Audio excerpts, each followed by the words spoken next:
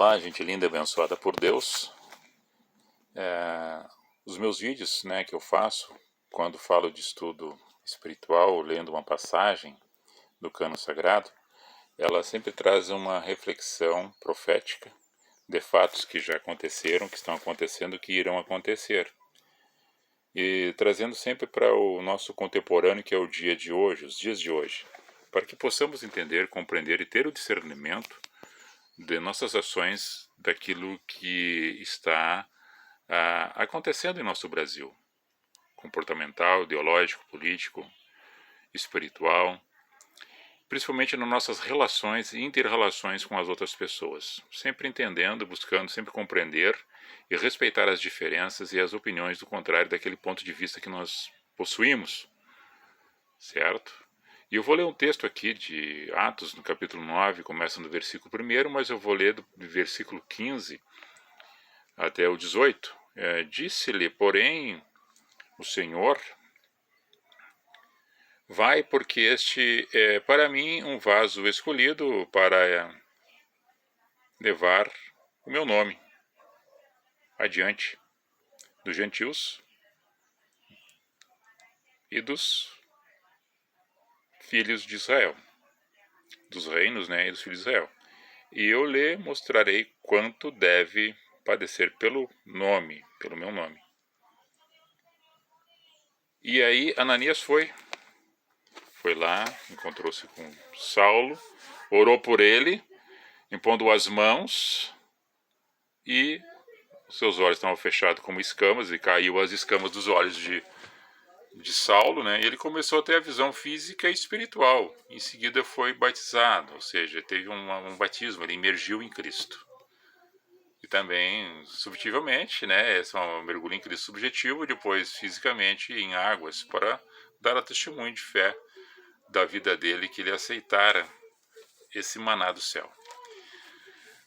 No capítulo 13, na primeira viagem missionária dele, Lucas, que é o autor do livro dos Atos, muda o nome dele para Paulo, por intermédio da ação do Espírito Santo na vida de Lucas, porque Saulo de Tarso, filho de Lloyd, de Eunice e neto de Lloyd,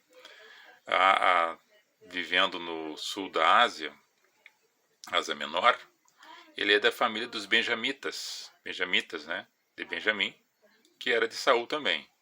Homenagem a Saul, o nome dele é Saulo, que quer dizer o reverenciado, aquele que merece reverência. E quando é trocado para Paulo, é para que o nome dele seja significado pequeno, muda. Ele de perseguidor passa a ser perseguido.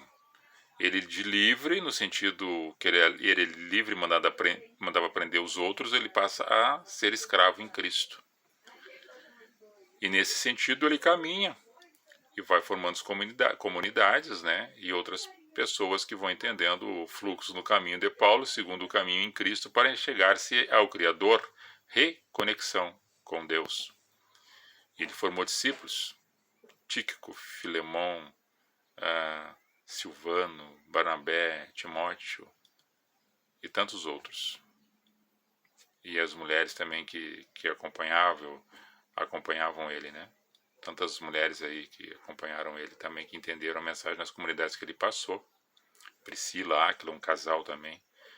Então a história de Paulo é muito linda, E ela nos traz uma mensagem muito propositiva para o contemporâneo, porque é uma mensagem profética do passado, que aconteceu, estava acontecendo, aconteceu antes dele, do período de agora e nas gerações futuras também, porque o ciclo da história ela se repete de tempo em tempo.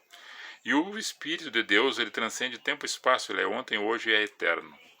E quem tendo esse entendimento dentro da sociedade, ele recebe essa graça e vê as coisas de uma forma diferente.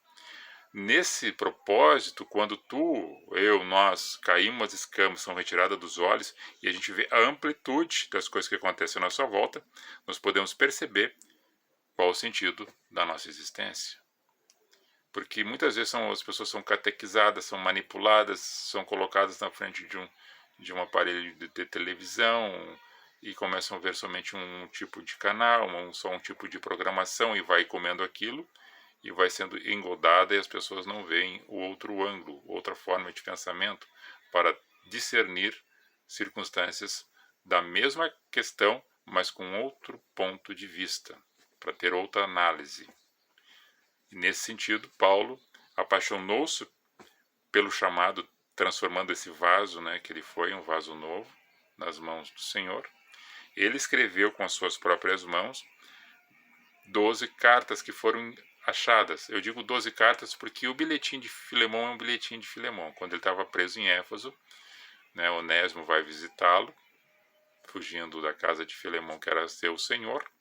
Ele escreve um bilhetinho para que, devolvendo ele para o seu chefe, seu senhor, que era o Filemão, mas que tratasse ele bem e sabendo que trataria melhor ainda da forma, porque sabia do coração de Filemão para com os outros, porque já tinha passado na casa dele numa ocasião. Então, para que você e nós possamos entender que as nossas escamas dos nossos olhos também possam cair, que a gente tire essa viseira que são colocadas em nós para que a gente olhe somente para frente, mas que a gente possa ver na amplitude, na nossa circunferência ao nosso redor e ter o sentido espiritual de todas as coisas que estão à nossa volta.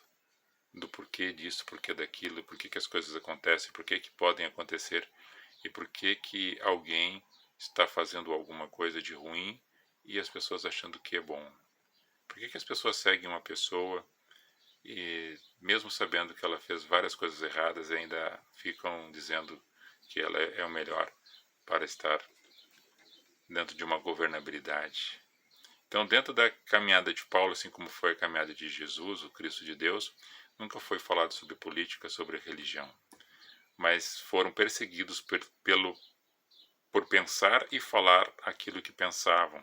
E no falar aquilo que pensavam, libertava as pessoas que estavam na escravidão, que estavam na cegueira espiritual, e tendo o entendimento dentro daquela geografia, eles deixavam de ser religiosos e deixavam de ser sectos ideológicos dentro de uma comunidade política, libertando-se de todo esse conceito e preconceito, tendo uma nova existência naquele espaço-tempo, a qual oferecia risco para aqueles que eram mandatários do poder ou que tinham centralização em suas religiões e não aceitavam outro tipo de comportamento a não ser aqueles que fossem ou estavam sendo colocados e tinham sido colocados ao longo da história sobre as comunidades que existiam naquela localidade. E as pessoas foram libertas pela palavra, transformando-se em uma nova criatura, conhecendo a verdade, e a verdade foram os libertando. E quando eles foram libertos da manipulação, do jogo, dos vícios instalados e do sistema que estava instalado e que ainda nós vivemos hoje nesse tempo, e ainda tem alguns que estão presos, não conseguiram se libertar. Quem consegue se libertar é perseguido porque eles querem trazer de volta.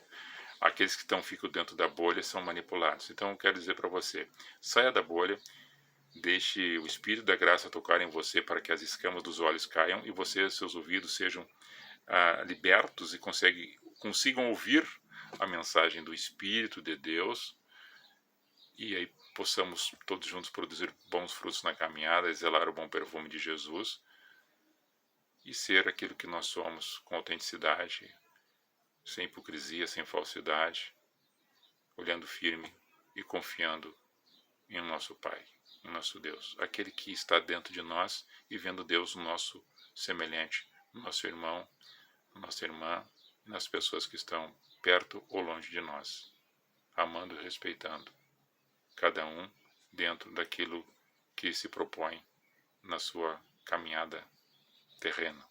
Que Deus abençoe a sua casa, a sua família, esse final de semana e todos os outros dias que vêm pela frente. Vamos tirar as escamas dos olhos.